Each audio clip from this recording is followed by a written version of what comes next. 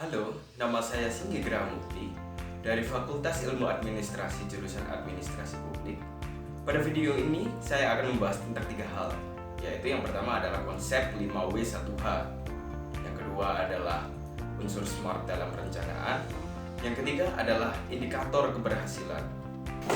Dalam konsep 5W1H, W yang pertama berdiri untuk what, yang artinya apa? Kegiatan apa yang saya lakukan? Yaitu adalah perencanaan dalam keikutsertaan Lomba Olimpiade Sejarah tingkat nasional. W yang kedua adalah siapa saja yang terlibat? Adalah yang pertama saya dan teman sekelas saya, guru pembimbing, dan 2 teman lain dari lain kelas. Yang kedua adalah when, yaitu kapan dilaksanakannya event ini. Event ini bertepatan dengan Hari Pahlawan, yaitu 10 November 2018 yang lalu.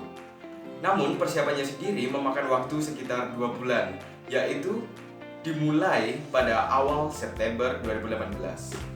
Yang keempat adalah where, di mana tempat dilaksanakannya event tersebut. Eventnya sendiri dilaksanakan di Universitas Negeri Malang. Namun untuk persiapannya, yaitu bimbingan dan kegiatan belajar, dilaksanakan di 2 tempat, yaitu yang pertama adalah SMAN Negeri 1 Sumber Pucung, yang pada waktu itu adalah sekolah kami. Dan yang kedua, untuk kegiatan belajar individu dilaksanakan di rumah kami masing-masing. Yang kelima adalah why. Mengapa semua persiapan tersebut perlu dilakukan? Pertama adalah sifat lomba tersebut yang nasional, yang artinya lomba ini sangatlah kompetitif karena semua pesertanya berasal dari seluruh penjuru di Indonesia. Yang kedua adalah karena tanpa persiapan yang matang, semua rencana yang telah kami rencanakan dari awal dapat berakhir dalam kegagalan. Yang terakhir adalah how, atau bagaimana proses terjadinya suatu peristiwa. Namun pada konteks ini saya akan menjelaskan mulai dari tahap awal hingga tahap akhir di hari H. Tahap awal yang harus kami lewati adalah seleksi di tingkat sekolah yang diadakan oleh guru pembimbing kami. Mereka yang lolos akan mendaftarkan diri di Universitas Negeri Malang. Setelah mendaftar, tahap bimbingan selama kurang lebih 2 bulan. Setelah melalui tahap bimbingan, pada hari H kami akan langsung masuk ke babak penyisihan. Mereka yang lolos akan menjadi semifinalist.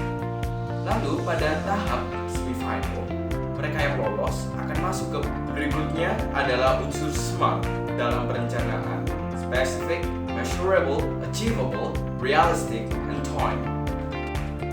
Yang pertama adalah spesifik. Di sini perencanaan haruslah dibuat dengan jelas maksud dan tujuannya, tidak melebar ruang lingkupnya, dan tidak boleh terlalu idealis.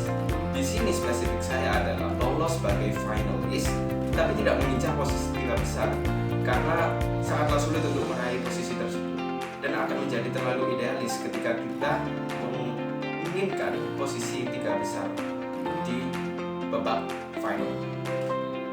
Berikutnya adalah measurable. Suatu program kerja atau perencanaan haruslah dapat diukur tingkat keberhasilannya. Pada tahap bimbingan kami selalu dituntut untuk mengerjakan 100 soal dengan benar dengan waktu di bawah 1,5 jam.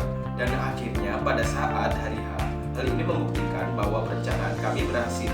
Kami mampu mengerjakan 100 soal dengan waktu di bawah 1,5 jam. Berikutnya adalah achievable, yang artinya suatu perencanaan tidak boleh hanya sebatas angan-angan saja, melainkan haruslah berhasil. Pada saat tahap bimbingan, kami dituntut untuk dapat mengerjakan 100 soal dengan waktu di bawah 1,5 jam.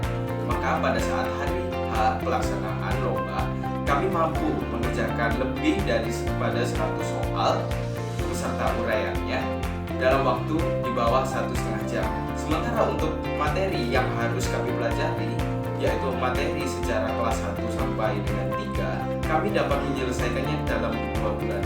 Jadi pada saat pelaksanaan hari H, kami tidak menemui kesulitan sama sekali. Berikutnya adalah realistik. Perencanaan haruslah sesuai dengan kemampuan dan sumber daya. Pada kali ini, sumber daya yang kami dapatkan adalah soal-soal utamanya dari UAS, ujian akhir semester pelajaran sejarah kelas 1 sampai dengan kelas 3, dan soal-soal dari peserta tahun kemarin. Dan juga sesuai dengan kisi-kisi yang telah diberikan oleh panitia Olimpiade tersebut. Berikutnya adalah time. Yang dimaksud adalah suatu perencanaan harus memiliki batas waktu yang jelas, dapat per minggu, per bulan, per 3 bulan, per semester, bahkan per tahun. Di sini yang kami lakukan dalam perencanaan, khususnya di bagian time, adalah kami mempersiapkan mempelajari materi dari kelas 1 hingga kelas 3 selama kurang lebih 2 bulan.